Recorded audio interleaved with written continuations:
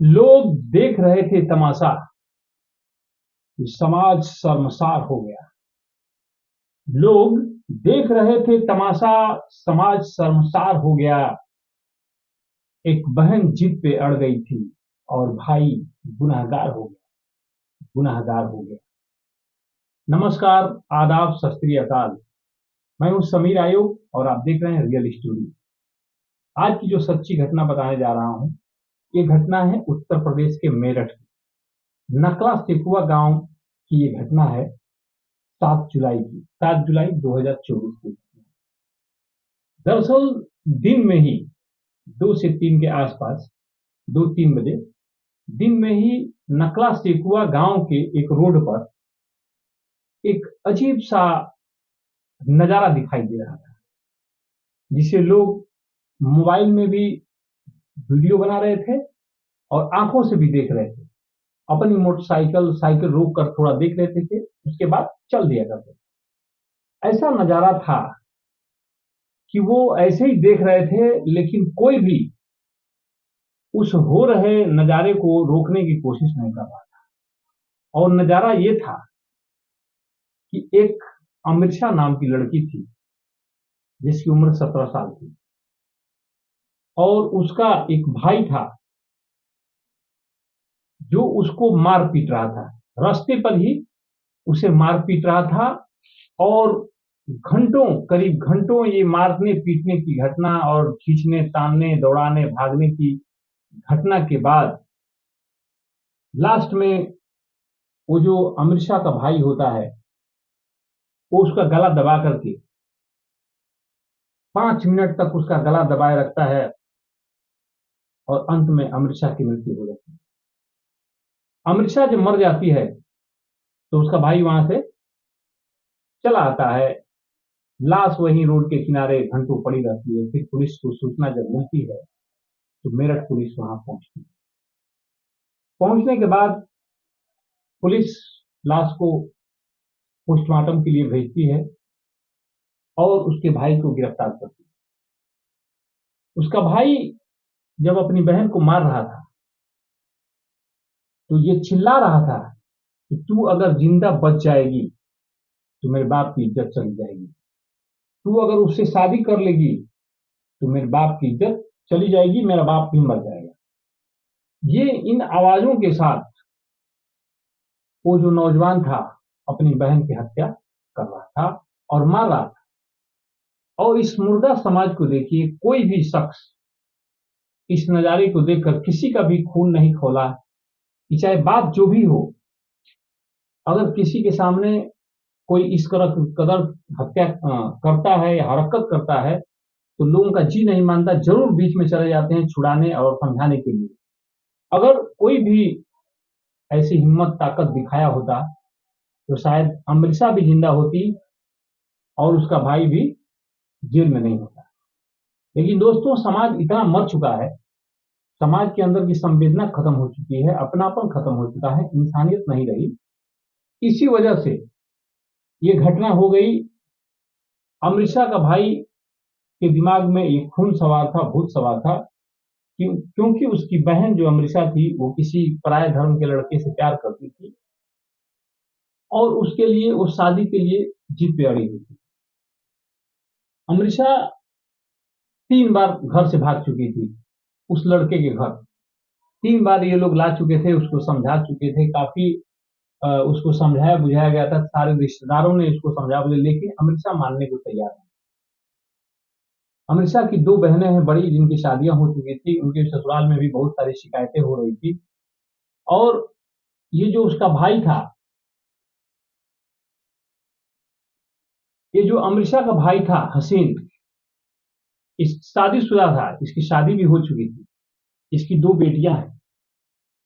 इस समाज में हसीन को देख करके जो भी गांव के लोग थे बोलियां बोला करते थे, उसके साथ ऐसा ऐसा ऐसा व्यवहार किया करते थे। ये बहुत शर्मिंदा होता था कि मेरी बहन अगर ऐसा नहीं करती तो शायद मुझे ऐसा शर्मिंदा नहीं होना पड़ता। लोग यहां तक कहने लगे कि ये लोग अपनी बहन से धंधा करवा रहे हैं और धंधे का पैसा खा रहे हैं, तभी तो इसको मना नहीं कर पा रहे हैं। लेकिन हसीन जो है बहुत मजबूर था। वो शादीशुदा व्यक्ति था, उसकी 2 बेटियां भी थी। उसको आगे भी सोचना था कि मेरी बच्चियां भी कहीं इसकी तरह न बिगड़ जाएं, उनके देख करके उनकी न लत ऐसी हो जाए। इसलिए वो काफी सोचता था कि आखिर मैं क्या करूं। लास्ट में जब अमृता उसकी बात को एकदम मानने से इनकार कर दिया, वो जिद पे जाने लगी और उसके अपने प्रेमी के घर की तरफ जब बढ़ने लगी 7 जुलाई को, कि मैं जा रही हूँ और उसी के यहाँ रहूंगी, उसी से शादी करूंगी और जो करना है कर लेना। इस बात को ये बर्दाश्त नहीं कर पाया। हसीन उसके पीछे चल दिया और उसको मारने पीटने लगा।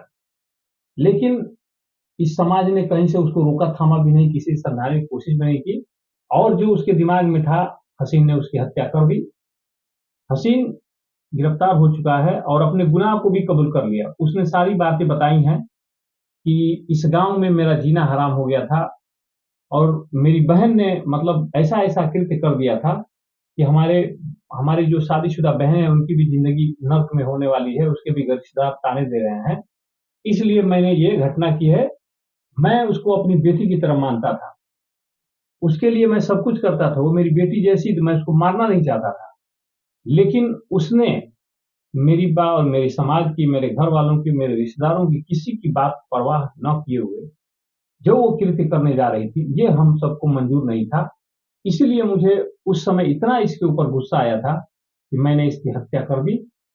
और आज मुझे इस बात का बहुत पछतावा है कि वो मैंने अपनी बहन की हत्या की है। लेकिन उसको भी ये सोचना चाहिए कि मैंने भी जो किया है वो गलत है। अगर माता पिता या भाई बहन किसी बात को कहते हैं तो उसको भी समझने की जरूरत होती है। बच्चे जब जवान हो जाते हैं तो अपनी मनमानी करना शुरू कर देते हैं, लेकिन उसका अंजाम क्या होगा, घर के लोग हमेशा ये सोच कर डरते हैं। आजकल प्यार मोहब्बत में कभी लड़कों की तो कभी लड़कियों की रोज हत्याएं हो रही हैं।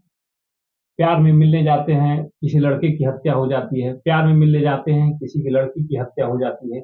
वजह चाहे जो भी हो, कहीं रुपया होता है, कहीं पैसा होता है, कहीं गला बचाना होता है और कहीं पीछा छुड़ाना होता है। लेकिन किसी के साथ कभी भी यह हादसा हो सकता है। आज का जो प्यार है बस यही है कि एक नशे की धुन में है, लोग ना आगे सोचते हैं ना पीछे सोचते हैं, अपने धुन में चले जा रहे हैं, लेकिन उसका अंजाम क्या होगा शायद होने के बाद ही पता चलता है। और कभी भी किसी के घर वाले, किसी के माता पिता जिन्होंने इनको पाल पोस कर बड़ा किया है, कभी भी वो नहीं चाहेंगे कि हमारा बेटा या बेटी किसी भी गलत रास्ते पर जाए या किसी भी इस तरह के मामले का शिकार हो जिससे उसकी बदनामी हो, समाज में उसकी इज्जत जाए, उसका बेटा खो जाए, उसकी बेटी खो जाए।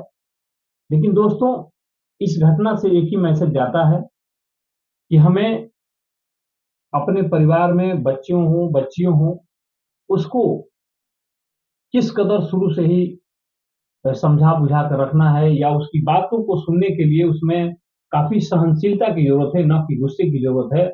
हम सोच समझ करके जब इसको हैंडल करेंगे तो शायद उसमें कोई निष्कर्ष निकल सकता है।